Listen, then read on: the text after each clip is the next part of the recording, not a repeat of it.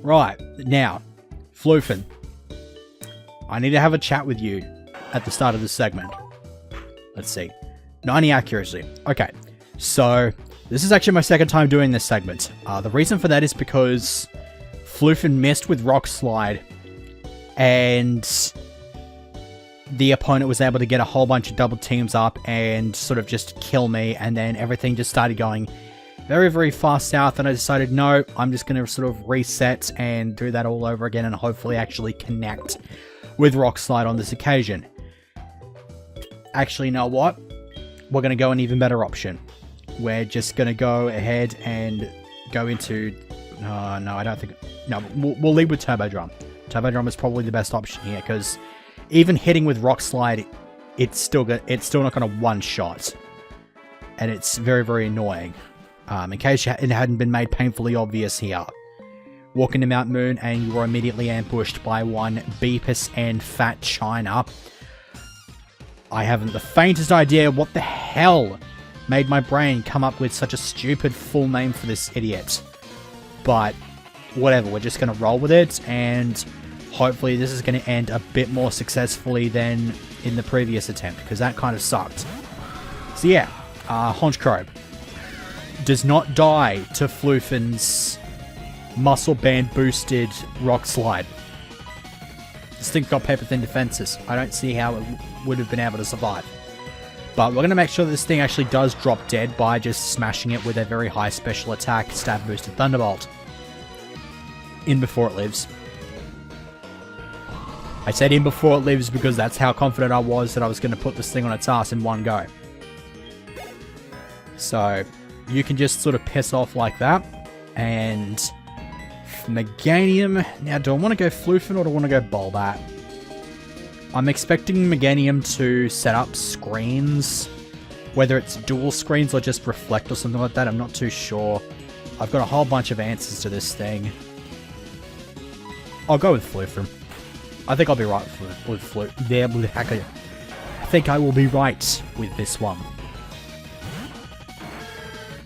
Level 60, so we know that things are getting a bit up there and all freaking super powerful and shit like that. That being said, there is a stab boosted, muscle band boosted flare blitz coming your way. I don't like your chances of surviving this. That'd be about right. How much damage am I doing to myself here? About 60. What is that, about a quarter? Or is it like half? I'm pretty sure that's a quarter. Kingdra. Now, this is where I ended the previous attempt at the segment because I forgot that Kaiser was holding choice specs, and so I was locked into Thunderbolt. Probably could have just kept going, but against Kingdra, I'd like to be able to get my strongest move in on it, especially since it is super effective. I had full confidence about speeding it because Claire's Kingdra had a speed tie with Kaiser back when I fought her, but Kaiser was a Dragonair back then. And obviously, having been fully evolved, Kaiser was obviously going to be a lot quicker.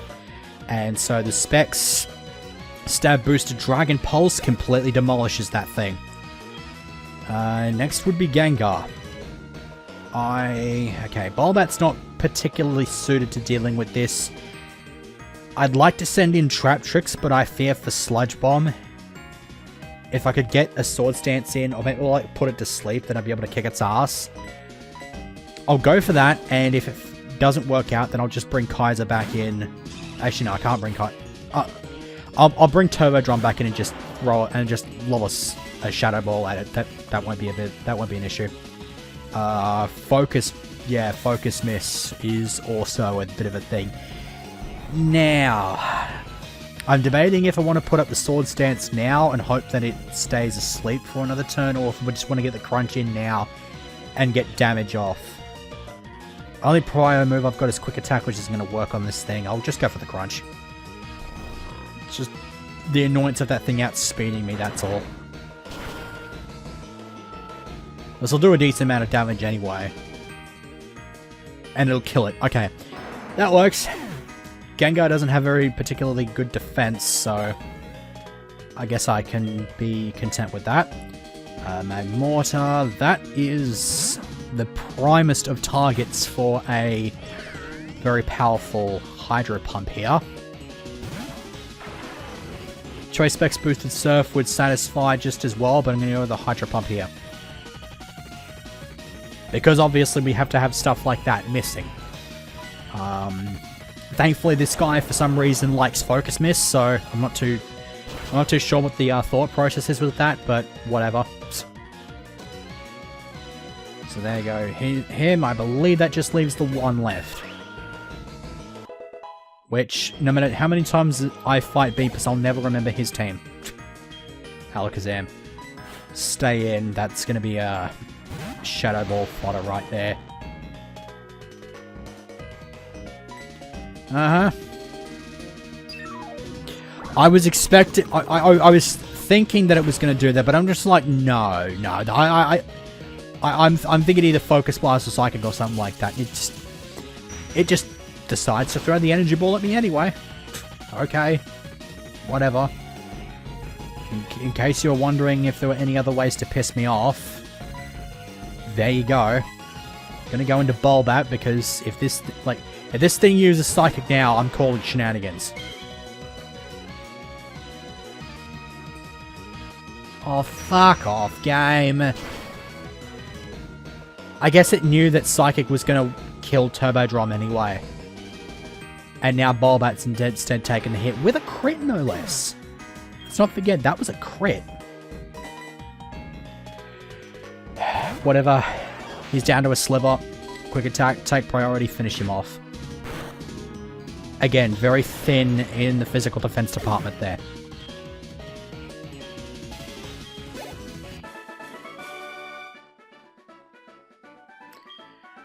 Uh-huh. Now, if you could maybe piss off sometime... Did not, though. Okay. So, that's just sort of what he does for the rest of the game, is he just goes to Dragon's Den. You can see him every now and again down there, and certain things will happen in certain days. I believe it is Monday and Wednesday he'll challenge you before you enter the Pokemon League. And I believe on Tuesdays and Thursdays or whatever, I can't remember. There's a day where you can go down to Dragon's Den, you meet up with him, and then you just end up teaming up with him in a double battle against Claire and Lance. So, there you go. That's about that. And that's a Graveler, which we're not going to give two shits about. Not had any real need to go after anything recently at all, because it's not like there's anything in here that's like that I haven't already picked up. It has just occurred to me though, exploring this place on Monday is actually working out quite well to my benefit. I believe I have to wait until the night time though, so I might just like splice it in here somewhere. But if you come to this spot on Monday nights, there's just a random group of Clefairy that dance around, and then they will just leave behind a Moonstone for you to pick up. So that's just sort of random and nice, I guess. And there's just also a random house. Is there a hidden item here somewhere? It seems there is. Oh, just up here. Cool, actual life. That's not too bad. Now, what is in this house? Okay, what do you got? Precisely deck. Might need it. No. I'm pretty sure the Pokédoll was a thing. Yeah.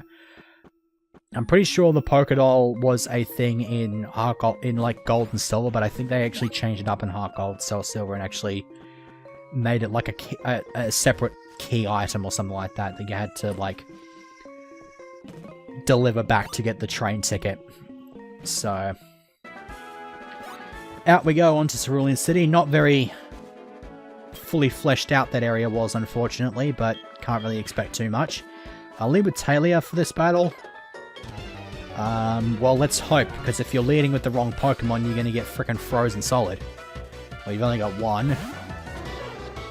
Well, you're not going to get frozen solid, but I do still have a super effective move against you. I was thinking it might not be a bad idea to just go for a Mirror Coat and expect this thing to hit me with Thunder or something. I don't expect Earth Power to knock this thing out, because it's... I've always known Ampharos to be somewhat bulky, and there's the example right there. And the Thunder Punch is a firm enough indicator that Mirror Coat would have been a terrible idea to go with. So I am glad that I did not do with that.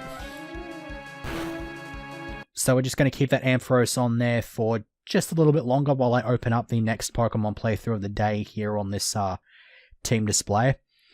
And on a bit of an opposite to the area that we just explored, which was Mount Moon, the playthrough in question today is going to be Pokemon Sun. Actually, no, it's not. Dang it. It actually makes perfect sense, because it actually was... I actually did play through Moon before I did play through Sun. Not legitimately, though. Piss off, fans. Anyways, I was one of those idiots that decided I didn't want to wait an extra week for the games to come out. And so I went and got the leaked Moon ROM. I'm kind of hesitant to call it that because it's not really a ROM, but it's just... I got Moon early, basically, and not through the legitimate method. So that was that. So there you go. I didn't do a whole lot. It was like my first playthrough, so obviously having to explore the new area and work out all the new mechanics and stuff like that, it was just sort of... It was enjoyable, to say the least, although I'm not actually a big fan of Sun and Moon, if I'm going to be perfectly honest. I can definitely see positives in them, but I honestly probably rank them below both Gens 5 and 6. Probably Gen 4 as well, if I'm going to be brutally honest. I also like that this guy has a level 18 Pidgeotto. In before he has a Pidgeot that's like level 60. Come on. Level 60 Pidgeot? Well, it's Pidgeot. It is Pidgeot. Is it level 60 though? Come on. Hit me up. Hit me up. Come on! Oh, so close. But just the random level 18 Pidgeotto is just... Yeah. Nothing more I can say other than just... It's just there. It just exists. So... That was pretty excellent. Well played, good sir. Another hidden item somewhere? Yeah, just over here. Big mushroom. 2,500 cash stack. At a point where it's... Doesn't matter anymore, really. You're the random person that just has a bunch of Paris. I wonder if you actually still will have a bunch of Paris. You're nervous as all hell, but you have a bunch of Paris. No, you've got a ferret. I would have liked it better if you had Paris. Just saying. And Baton Pass, okay. You couldn't have just switched out into Rapidash, of course. Oh, you bitch. That was a damn powerful Ice Beam. No, I'm just going to stay in. Stupid bounce. Well, it's not using a fire move, so I'll stick with the Earth Power because I know that's going to be super effective. And assuming I don't get paralyzed and frozen up by paralysis here, and I did not, this Earth Power should put Rapidash fair on her ass. Right. Time to talk about the team. My first starter was the Rowlet. I named this thing Bojish.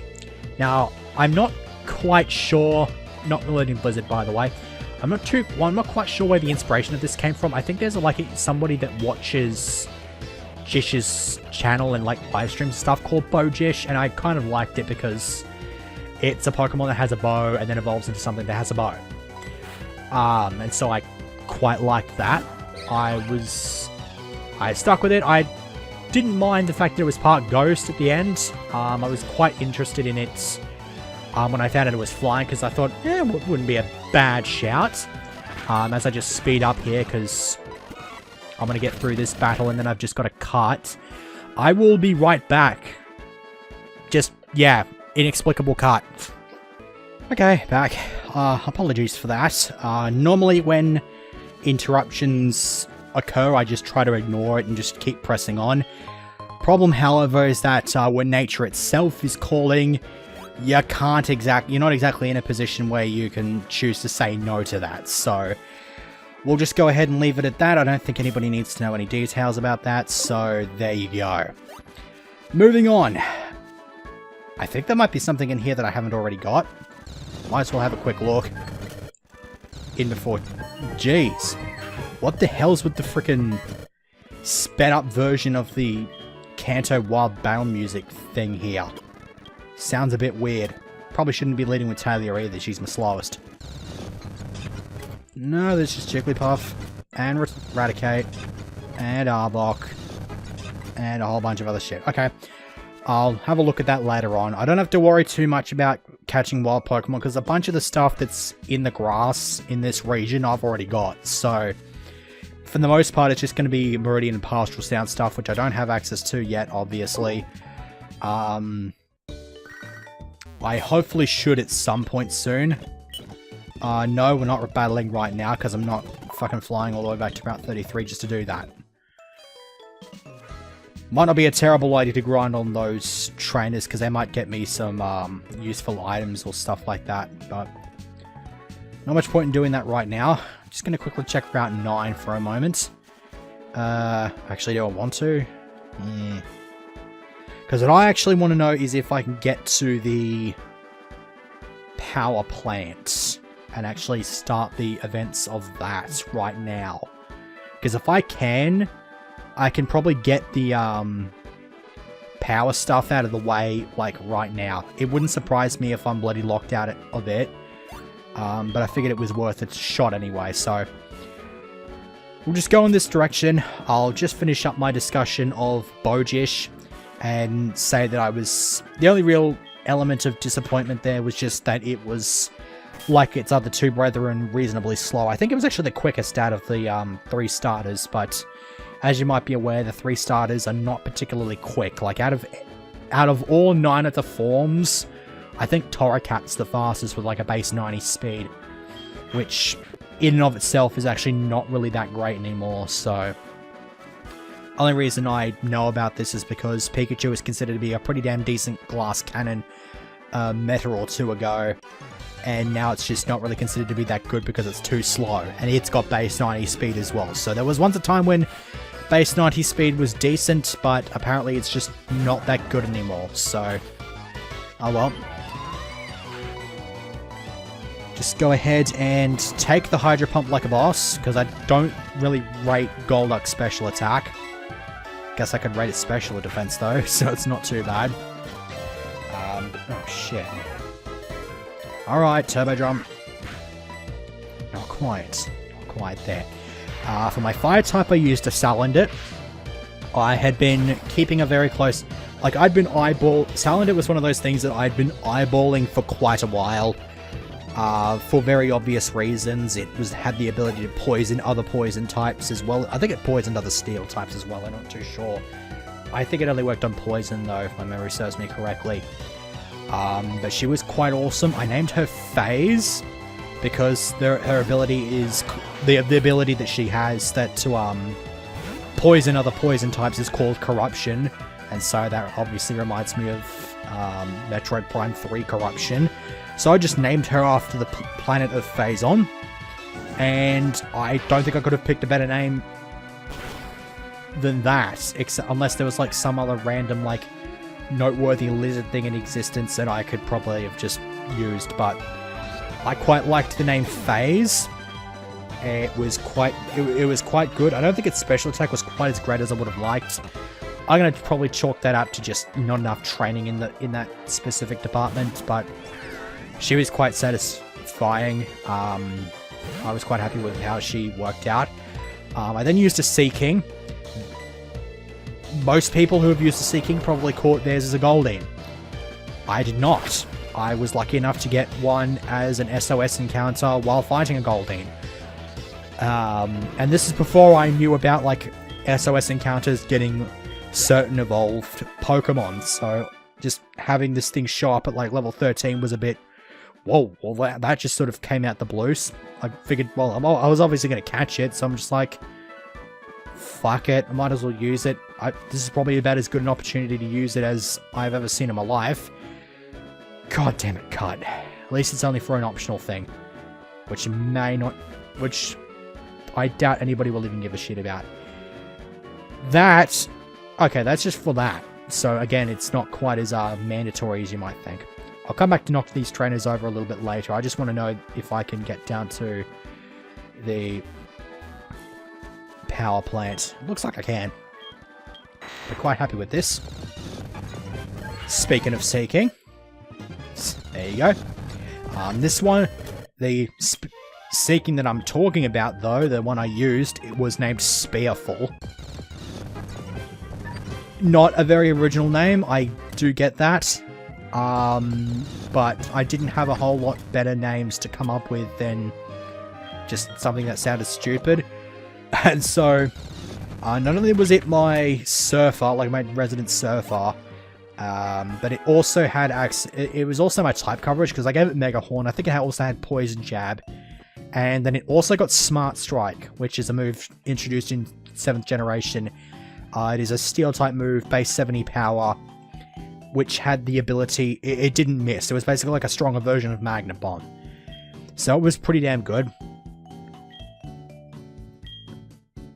Yeah, he would give you a Charge Beam TM if you succeeded here, but obviously that's not going to be the thing here. Well, not obviously, but you're not actually going to get a Charge Beam TM from this guy if you succeed. Unless you do and you just get the other item along with it, but you do get another item here. Well, if you want another Porygon 2, then it's right there. You just need a Quagsire for it. That's not too bad, I guess. Yeah, that explains all the lack of power. Just some schmuck ran off with some power with a part. Cool. I guess I'll be able to do that and maybe go down Rock Tunnel and maybe get the expansion card once I'm done here. Because I can't go and fight Misty yet because I gotta mess around with some stuff here. There is supposed to be something in this bookcase, but I guess you have to wait until you're done with this little side quest. I won't complain too much about that though. I will complain if I keep running into wild Pokemon on this bloody water. So I can go down here. Oh, hello.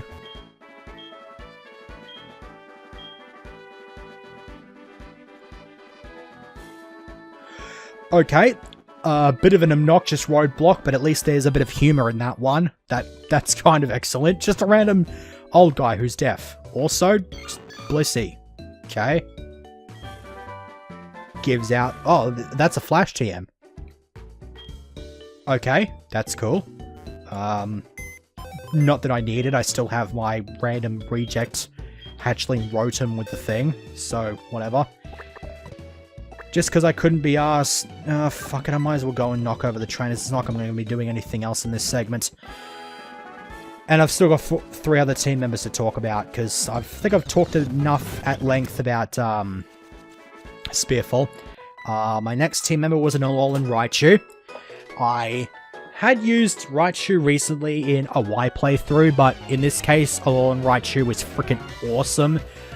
Like, the first time I'd gone up against one, I kept getting swept by it. That's how freaking monstrous it was. I eventually got over it, but it took a bit of effort to do. And so, I really wanted to give it a crack just because Electric Psychic was a rather unique typing at this point. And so, I figured it was worth a shot just to have something that can deal with a whole range of shit. So, I rolled with that. I named this thing Jinzo Rodent because the Electric Psychic combination reminds me of Jinzo Ningen Psycho Shocker, which is the Japanese name of just Jinzo. Just the Jinzo monster that stops traps in Yu-Gi-Oh! And so I decided to incorporate that and just name it, just call it Jinzo Rodent. And so it was worked out pretty well. I found out that there was actually a situation partway through the game where I found out that I actually had to leave it as a Pikachu, because if I didn't, I would never have been able to knock the Totem Pokemon over. Solely because that Totem had a super effective move against Alolan Raichu, and it would not have been super effective against Pikachu. The Totem in question was the Totem Mimikyu. That was the only totem that I genuinely had asshole worth of trouble to deal with. And in order to get over this, I had to lead with Jinzo Rodent as a Pikachu. I had to have it miss its first attack, which would be play rough, so it had a chance of missing. And then hit it with an electric move, and then it would use its Lum Berry and heal itself. I would then have to either have it hit and get static to trigger, or miss again and hit it with another Thunder Wave so I can paralyze it and keep it paralyzed. It took so many freaking resets just to get this level of luck. It remains to this day the most assholish trial that I've ever actually done, and it's the one I prepare for more than any of the others. I think I had a problem dealing with Mallow's trial, like against the Lurantis.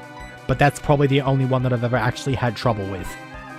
So, once I'd done that though, I had free reign to evolve this thing into Raichu, and it worked out just as well as I had expected. Next, I used a Crabrawler. Pro tip for Crabrawler, if you're going to use it, you just kind of have to get used to the fact that it's not going to evolve until pretty much the post-game. And it's going to have really shit for defense as a result. Not that its defense is much better as a Crabominable, but yeah, you just kind of have to deal with that. But eventually it did become a Crabominable. It was a very good physical smasher. I've actually forgotten what I nicknamed it. I'm astounded that I have forgotten what I nicknamed this damn thing. Oh, shit. Yeah, I've literally just had a brain fade and have absolutely no idea what I named the damn thing. I'll just put it in a annotation at the end of the video. It'll be fine. York and Dale. It had its obvious stab, fighting and ice moves. Jeez, it took you a while to freaking see me. And I can't remember what else. And I think it might have had a steel move. Nah, I can't remember. Not too much to talk about with that thing. Lastly, was referring back to the Totem Mimikyu. I actually used one of them of my own, just a regular Mimikyu, obviously. This thing was awesome. This thing was busted as all hell with its disguise. I believe I gave it Swords Dance, and the freedom that it had with its surprising level of pace, plus the fact that it was never going to die on the first hit unless it got hit by Lunala's Moongeist Beam or something like that, meant that I was just able to set up a Swords Dance and then sweep with this thing. This thing was every bit as good as I expected it to be. I named it Copyscape because it's a copycat, and I don't know, Copyscape sounded like an awesome name, so I stuck with it. I can't throw enough praise on Mimikyu because it's freaking awesome. I fully plan on using one in a future playthrough. If Mimikyu appears at some point, like, if Gen 7 does get Sinnoh remakes, even, if I can get Mimikyu early on, not that I expect to, but if it happens, I'm so going to use it again. I have no compunction about doing that. Maybe in a future playthrough I'll just use it again anyway, just for shits and gigs, you know? I could send an egg across to a Sinnoh remake though if I wanted to, and just sort of hatch it from an egg and stuff like that. Because I've actually got competitive ones now, because I decided I wanted to use Mimikyu in competitive, because it's pretty damn good in competitive. Again, it's for that ability that it has, that just be like, you can hit me, but you ain't doing damage. I mean, yeah, it's only one time, but it still gives me that free turn to set up. So, I was quite content with that. I didn't do a whole lot in it, aside from just catch all the legendaries, UBs, that sort of stuff. I sent the team over to my Pokemon Sun cartridge, and as of now, that's pretty much where it's resting. I believe the Decidueye has been recycled as my substitute user, like when I'm trying to chain up good Dittos to breed with. I just stick with my Decidueye and it's got the substitute. So it's quite nice to do that. I think it also played a decent role in getting me my hidden ability Marini. So I was quite happy with the way that worked out.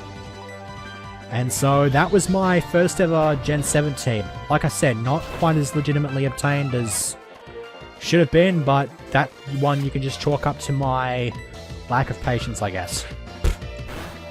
So sue me, I guess. I don't know. Whatever.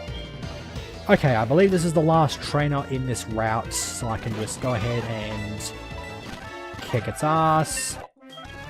And then I can just sort of start getting... Like, I can get started on this little side quest over here, because I think you just got to walk in the gym. And there's just a random Team Rocket grunt. Not very good at English. And he just, yeah, just sort of does that. Whatever. He'll just sort of do that. So I guess we'll go ahead and chase after him. Finding him is not difficult. Let's just go ahead and walk past this bridge. I don't know what the hell he was on about. So where the fuck did he go? Where the actual fuck did he go? Did I miss him? Is he still in the city? What is this? Oh, noes! This guy is the master of camouflage! God, that sounded so forced. I'm sorry about that. That sucked. God damn it. That was terrible. Ugh, whatever. God, Crobat. So I want to do a mirror match here, but fuck it. I'm just going to rock slide. Is this thing modest as well? That doesn't sound very... Well, if it's going to... Oh god, it is going to be a special attacker. Shit. Please do damage. Like a lot of damage. Quick attack. Put it on its ass. Yay. That could have been a lot worse than it was. But I had quick attack. So I was able to answer that.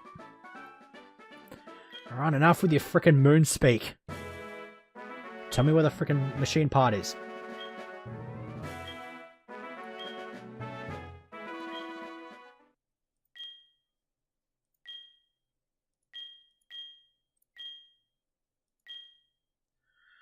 So he wants to make just some frickin' other chapter of Team Rockets in his own country. You're not going to succeed at that very well. And spoiler alert, he doesn't, because I'm pretty sure you actually find him in a later game. Whether it's like in Gen 5 or Gen 6, I can't quite remember, but one of the games in question, he just... Oh, there's the machine part. Yeah, he's just there, he's got a wife and he's got a child, so he's obviously moved on. Because I'm pretty sure... yeah, because I'm pretty sure both X, Y, and Black and White 1 and 2, for that matter, take place after these games. Let me just get rid of this glitchiness. Should have brought Tropius with just to get some of these items, but I'll go ahead and do that off screen and sort of show them off, I guess. Because I think I want to go up here, and... Damn it, there's one more trainer. Can we get a Talia sweep? That doesn't mean the mountain is made out of silver. Piss off. Jesus Christ, that was a powerful fucking... God damn it, screw you. Damn it. There we go. That's better. That was stupid. Okay. Let's just go ahead and drop this machine part back off. I wonder what you got to do in order to get to Lavender Town, actually. Because there's probably like another blockage, like out of Saffron City that prevents you from going to Lavender Town. Uh-huh. And it's all working again, and he wants to just make stupid sounds. Whatever. He will give you the Charge Beam TM, so I guess he gives you the other thing as well as this. Which is kind of cool, I guess. And it will give you the Red Chain. The Red Chain, as far as I'm aware, is an item that was never actually handed to you in any way, shape, or form in any of the 4th generation games.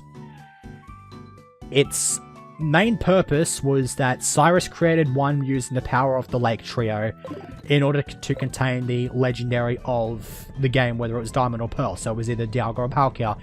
He would just control it. And of course, as you may be aware, at the climax of that story, the Lake Trio broke themselves free from the prison, or either that or you set them free, and they sort of used their power to destroy the Red Chain, and so Dialga was set free, Dialga or Palkia, and then you would have to fight it, which is kind of cool, I guess. Now, I believe if we have a look in here again, yeah, there we go. The Zap Plate. Definitely good to pick this up on your way out.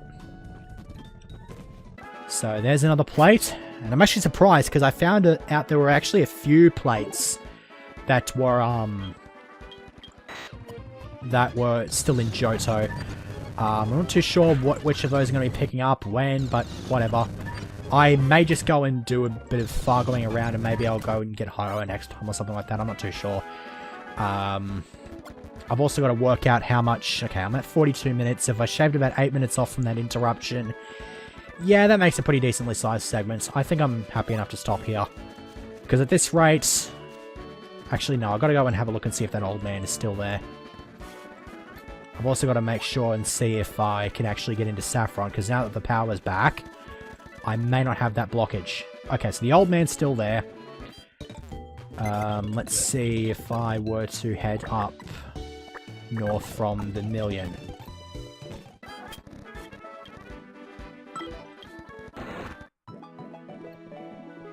I want to try to dodge as many trainers as possible here because I don't want to deal with them at the moment. Really? Okay, so it's had a blackout and now it's in the process of recovering from a blackout. They really do want you to go in a certain path. It's like, okay, this roadblock's here. Okay, the blackout's gone. Okay, the roadblock's gone. No, we're still recovering. You just have to come back later. It's like, fuck off. Dick. And I'm just going down here because it reminded me. Yeah, just random... Yeah, I'm not... Yeah, just random Persian statue from the frickin' Team Rocket hideout blocking your way through here. They really do not want you to go in any direction other than the one that they really, really want you to take. Okay. Have it your way. I guess we're going to go and have a look at routes 24 and 25 in the next segment to mess around with Misty and probably end the segment with fighting Misty and getting that next badge. Alright, I'm going to stop recording now because I've pretty much torn my frickin' throat into the middle of next week, as I usually do. So yeah. Cheesecake McFudgesicle. I don't know, whatever. Just might as well tack this onto the end of the segment, since it's just gone 8 o'clock. I can now go and show off that little Clefairy dance thingamabob.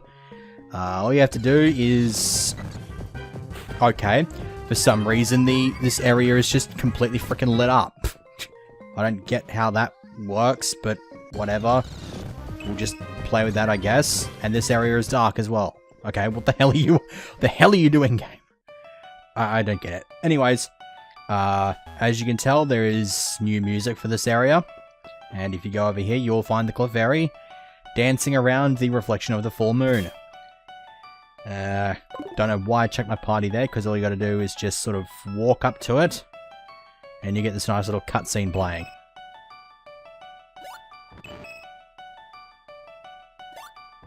You know, when you look at those sprites in front on, they look very much like Cleffa, as opposed to Clefairy. I bet Cleffa are just smaller than that. That Clefairy spots you, and then it just sort of runs off. And then that one just sort of randomly leaves behind an item ball. The difference between this and Gold and Silver is that there's no little lake in the middle here. And instead, there's just a random rock smash rock. So you smash that, and then you would get the Moonstone out of it. I believe you can come back to do this every single Monday. Not that you would ever really have any need to do so. I mean, I'm obviously not going to be doing it anymore, but that's been shown off. It's an event that takes place in the original Heart Gold Soul Silver, the original Gold Silver before that, as you may have already worked out or already knew. So there you go. You've had yourself a little gander at that, and I've been able to push this segment beyond 40 minutes. Good times can be had by all. So yeah, sorry for the late upload, but kind of had to show that off.